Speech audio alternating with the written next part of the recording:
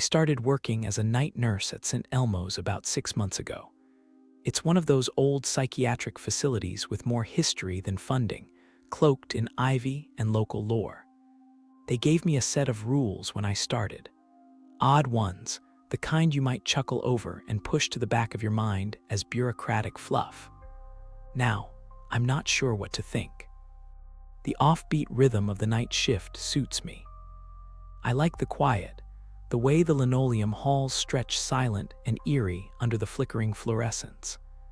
I keep snacks in my locker and a book stashed under the counter, simple pleasures to make it through the 12-hour stretch. Rule 1 struck me as straightforward enough. Always keep your keys on you, never leave them unattended, even when in the toilet.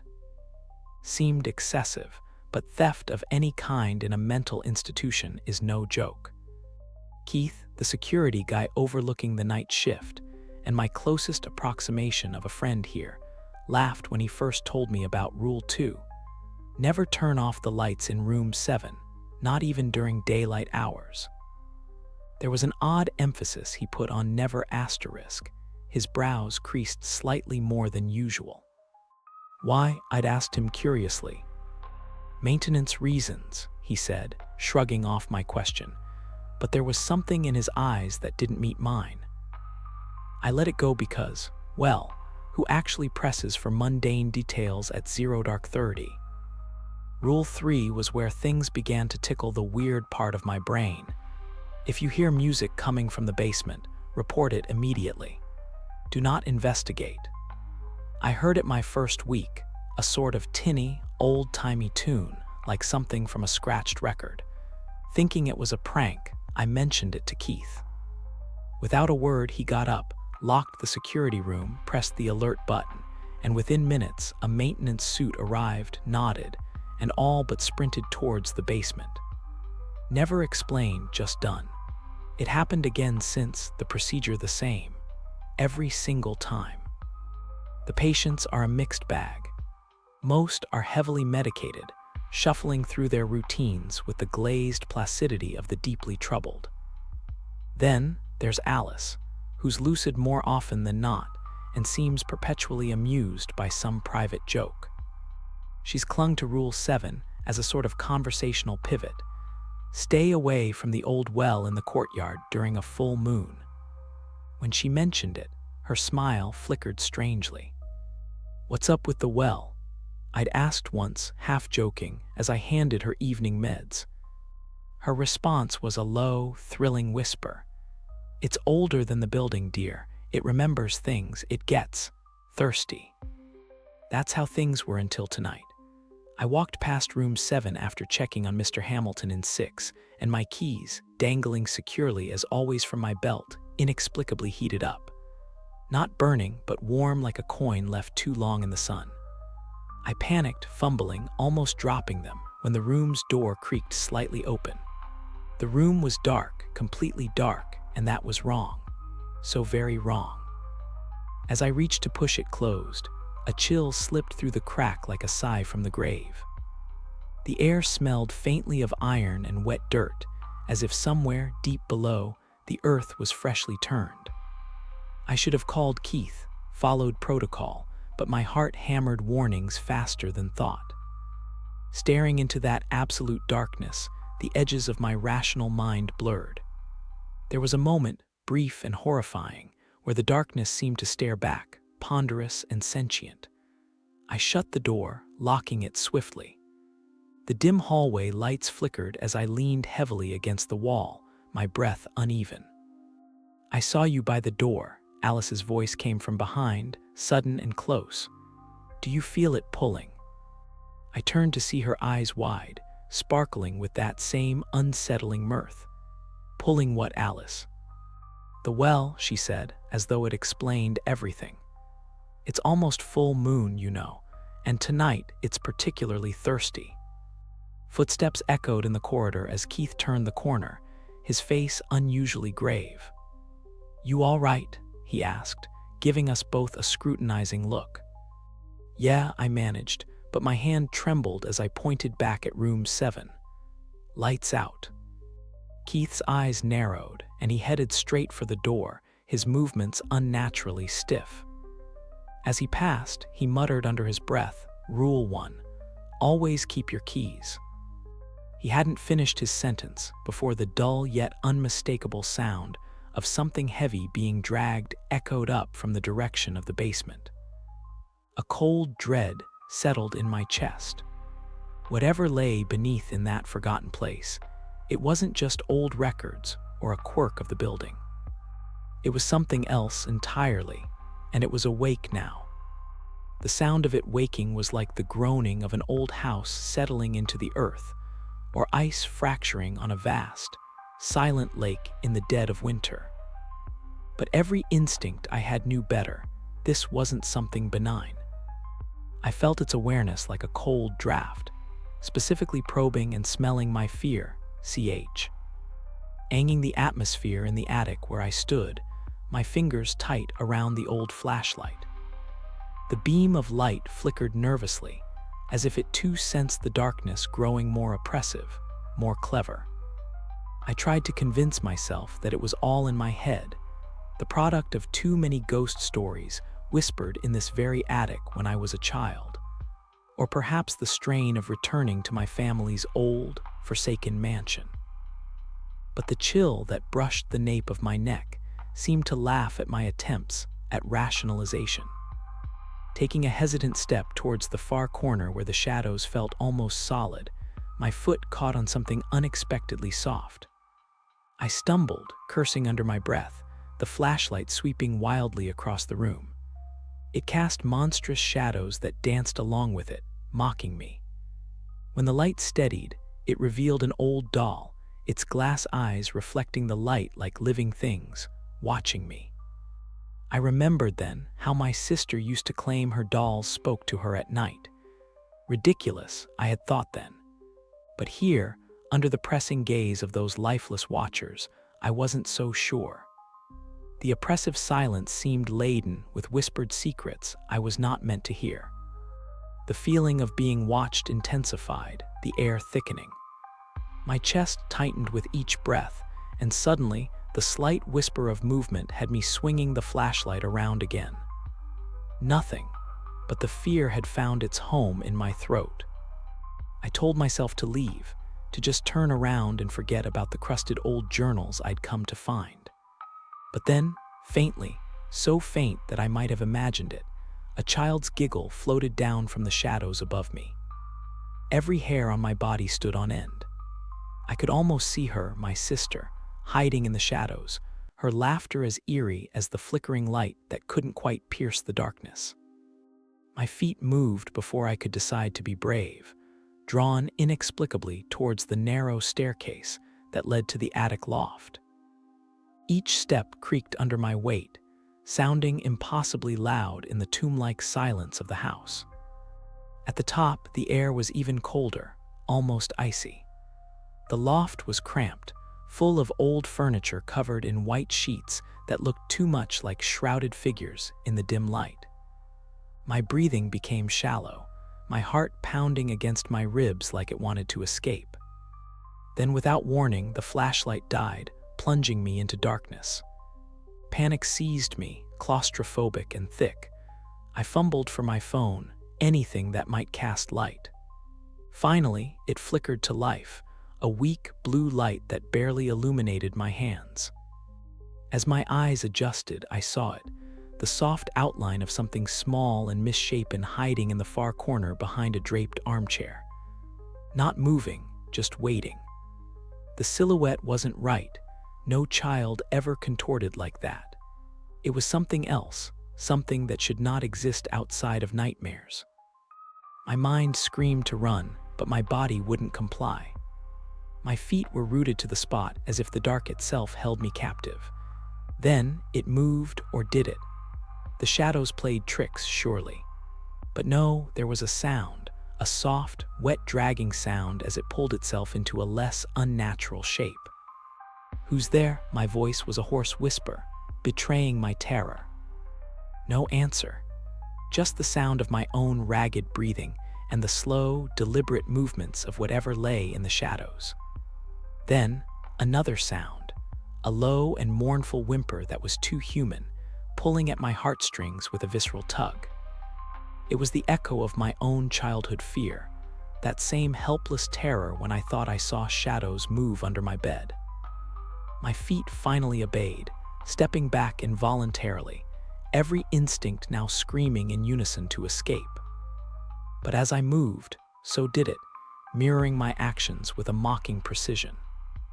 The loft's window suddenly banged open, assaulted by the wind, and the figure moved abruptly into the brief swath of moonlight. Its eyes, oh God, its eyes dark, too large, and filled with an ancient hunger. It was awake now, and it knew I was there. The last thing I saw before I turned and fled was the grimace of a smile, or what might be a smile in a world where such horrors could exist. The sound of my frantic footsteps echoed down the empty halls, a bleak soundtrack to the nightmare that had become my reality. The stairwell loomed ominously, each step downward groaning under the weight of my hurried descent. With each echoing thud of my footfalls, the darkness seemed to swell around me, pressing closer, fueled by the palpitations of my own heart. There was a damp smell, molded and ancient, as if the very walls sweated with histories best left untold. Behind me, something shuffled, a soft, dragging sound that made the fine hairs on my neck stand upright. I dared not look back, for fear that whatever twisted grin I had witnessed before would be there, hovering just beyond the range of sight. My breath came in quick spurts, fogging in the chill air of the descending staircase, and with each exhale, I felt as though I was shedding a part of my resolve. I reached the bottom of the staircase, feet skidding slightly on the slick stone floor. The ambient lack of light shouldered in closer, whispering shadows across my path. The transition was so sudden, stairs to corridor, that my mind scrambled to adjust, my eyes scouring the darkness for any hint of movement. That's when I saw it, a flicker of movement, something small and quick darting across the corridor's end. It might have been a trick of the light, or perhaps a rat, yet my instinct clenched around a kernel of dread, and I found myself momentarily unable to move. "Pull it together," I whispered to myself, my voice a tremulous thread in the vast tapestry of shadow. I began moving again, slower this time, ears straining for any sound beyond my own shaky breaths. Each corner of this sprawling building felt like a new confession of dread, of abominations held tight by the crumbling walls. To the right was a door, slightly ajar. Something about the skewed angle of its opening seemed deliberately inviting, as though someone or something was playing a game of dreadful anticipation with me. Against my better judgment, the nerves in my stomach twisting, I pushed the door further. The room was unlit and piled with debris, but my eyes were drawn to the small window on the far side. It was fractured, the jagged lines distorting the pale moonlight that seeped through. The shards of glass lay on the sill, glinting like the teeth of an unseen monster, each a silent scream of the violence that had passed this way. As I stepped closer, a glisten on the floor caught my gaze. It was wet, reflective in the scant light, and not entirely unlike blood. My heart seized, the chilling realization more paralyzing than the cold air against my sweat-damp skin. The blood was fresh, a vivid contrast to the faded horrors of this place. Something had been here recently, something alive, or perhaps on the dreadful cusp of death. I turned, intent on retreating, when a soft whimper echoed from the corridor I had just vacated. It was human, or so it seemed, and it clawed at every maternal, protective instinct I harbored. Was there another soul, lost or hidden here, ensnared by the same grotesque fate that loomed over me? The sound came again, pitiful and pleading. Without thinking, I edged back into the corridor. The darkness felt denser than before, as if it had somehow blossomed in scope and hunger. The whimpering grew louder, a beacon in the murky silence. It was then, in my half-blind determination to find the source of the sound, that I stumbled over something unexpectedly soft and yielding. Gasping, I scrambled back, my hands slick with the same viscous substance that had coated the floor in the other room. Heart pounding, I fumbled for the mobile in my pocket, shaking hands casting an anemic light across the corridor. The beam fell upon a figure, crumpled and sprawled, an impossible mishmash of limbs, too many, too bent. The face, when it turned toward me, was a ruin of agony, the eyes pleading for an end. I gasped, the phone clattering to the floor as darkness reclaimed its reign. The last thing I registered was the whisper, my name, drawn out in a ragged sigh that seemed both impossibly far and terrifyingly close. The darkness pulsed with my rapid heartbeat, each throb a reminder of the enveloping silence that followed, as if the building itself breathed with me. I scrambled in the dark, my fingers seeking the cold, slippery surface of the phone. They brushed against something smooth and rectangular, but as soon as I touched it, it skittered away, pushed by an unseen force. A chill ran down my spine, the hairs on my arms standing on end as I froze, listening. The echo of my name still hung in the air, a whisper twisted at the edges with malice or madness, I couldn't tell which. The silence that followed was suffocating, oppressive like the darkness itself. My chest tightened. I realized I was holding my breath, waiting, anticipating something unknowable and frightful. With a shuddering inhale, I reached out again, my hands wavering in the pitch-black space. The floor beneath my fingertips felt gritty, dust, and forgotten, debris telling a story of long neglect. There it was again, my phone, but just as I managed to grasp it, a sharp, static buzz erupted from its speakers, jolting me back. I clutched it to my chest, my heart pounding against the screen, desperate for some light, any light. I pressed the home button, and the screen flared to life, casting an eerie glow that barely penetrated the darkness. My eyes skimmed over the missed calls and messages, glossing over concerned texts from friends. They didn't matter, not right now. There was something more immediate, more threatening, in the air around me. The light from the phone flickered, and I caught a glimpse of something in the corner of the room. It was a shape, an unnatural bending of the light that suggested a form both there and not there. I squinted, my mind racing to make sense of the sight. A coat rack, a piece of furniture. But no, it moved, a subtle, undulating movement like the chest of a slumbering beast. Panic clawed at my gut. I was not alone. The air shifted, and the temperature seemed to drop several degrees. I shivered, wrapping my arms around myself, the phone now forgotten in my lap. The whisper came again, this time a low, insidious hiss that slithered into my ears. "Come here," it beckoned, not in the voice of anyone I knew but something else, something entirely unfamiliar and yet terrifyingly intimate. I didn't respond. I couldn't. My voice was trapped somewhere between my racing heart and my constricting throat. The form moved again, more defined now in its eerie undulation. I tried to stand, to run, but my legs wouldn't obey. They were jelly, useless under the weight of my rising dread. The darkness seemed to pulse with a life of its own, feeding off my fear. A soft creak sounded behind me, slow, deliberate, measured. Footsteps. No, too irregular, too dragging. Something was pulling itself toward me. The realization hit me like a wave, knocking the air from my lungs. I needed to see, to understand what shared this suffocating space with me. My fingers trembled as they moved over the phone, switching on the flashlight function. The beam cut through the black, and there it was, a face, or what should have been a face. It was blank, devoid of features except for two dark, empty sockets where eyes should have been. It hovered in the shadow, suspended in agony or threat, I couldn't tell. The light seemed to agitate it. The room grew colder, the shadows thicker, if that were possible. The shape shifted, a blur of darkness that moved with chilling purpose. I backed away, my steps small and shaky, keeping the beam trained on the faceless entity.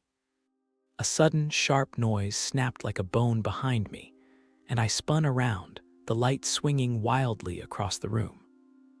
Another shape, this one larger, loomed by the doorway, its presence commanding and dense.